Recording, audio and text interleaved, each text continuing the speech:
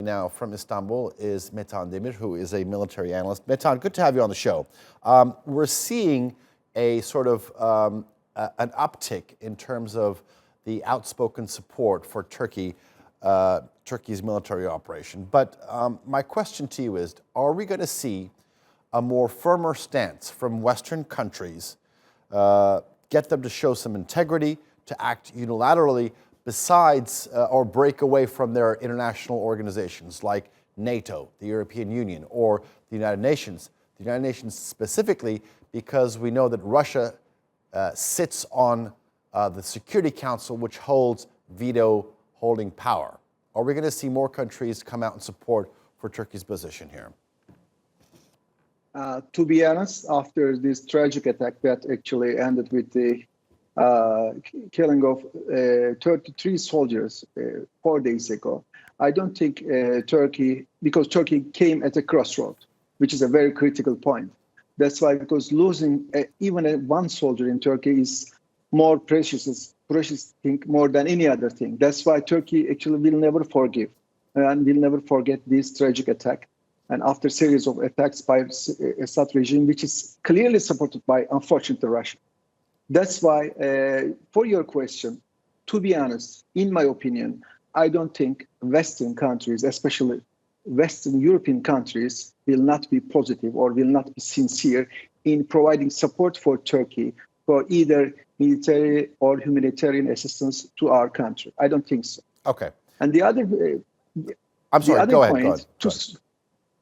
To some extent, maybe from United States, some humanitarian and some ammunition support might come to Turkey in a very short period, because as if I'm not mistaken, I actually hear some stories, some claims that Incirlik Air Force Base has been very active in the last days, actually filling up with number of cargo aircrafts coming from United States. That's why it might be a signal that United States might do something positive for Turkey.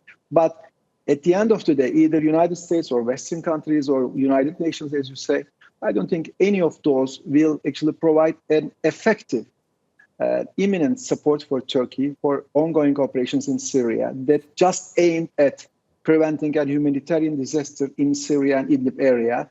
Turkey, at the end of the day, will actually go its way by itself. Okay, let me push you on that in terms of filling the blank on what you said, something. The U.S. Special Envoy to Syria, James Jeffrey, we played a soundbite from him. He said that Turkey is a major purchaser of U.S. weapons. There's always that lingering question about the Patriot missile defense system. Could we see, and now that you mentioned an increased traffic over at Incirlik Air Base, Patriots to Turkey? Could be. It couldn't be actually surprising for us. But the probably United States will never miss out this opportunity and will try to link this sale of Patriot missiles to Turkey to S-400 missiles of Russians, because they will probably push Turkey to scrap the deal with Russians, to actually suspend the deal with Russians, then go for saying Turkey that let's go for the Patriot missiles, because S-400 missiles deal, the scrap of S-400 missiles deal will be the main priority for United States. It will be actually taken by the American administrations as a victory against Turkey, because if you consider their months-long struggle against Ankara to stop this deal, they will actually try not to miss out this opportunity. But on the other hand, other ongoing deals, military deals between Turkey and United States might be enhanced by other ways, not maybe just only with Patriot, but other surprise deals, surprise support from United States might come.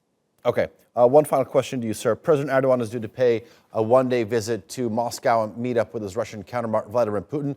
Realistically, what do you expect to come out of this meeting?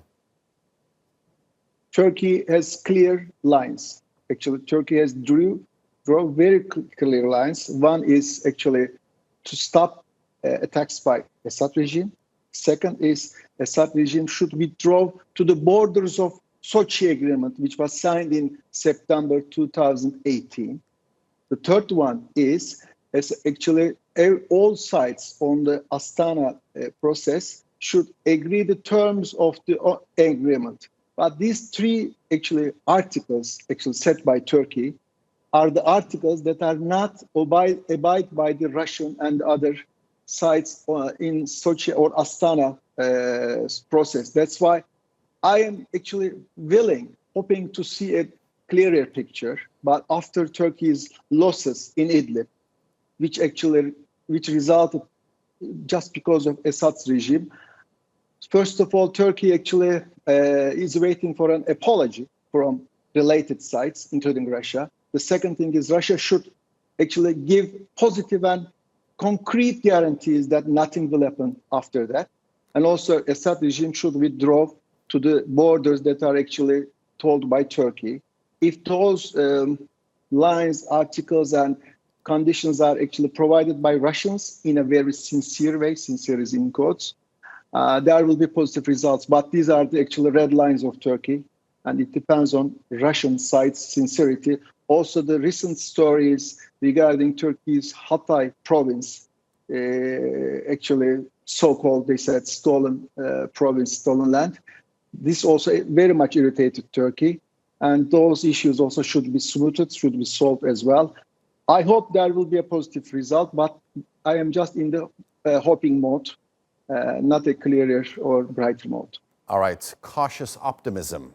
That's the tone from Metehan Yes, Demir. Thank you very definitely. much for joining us here on TRT World.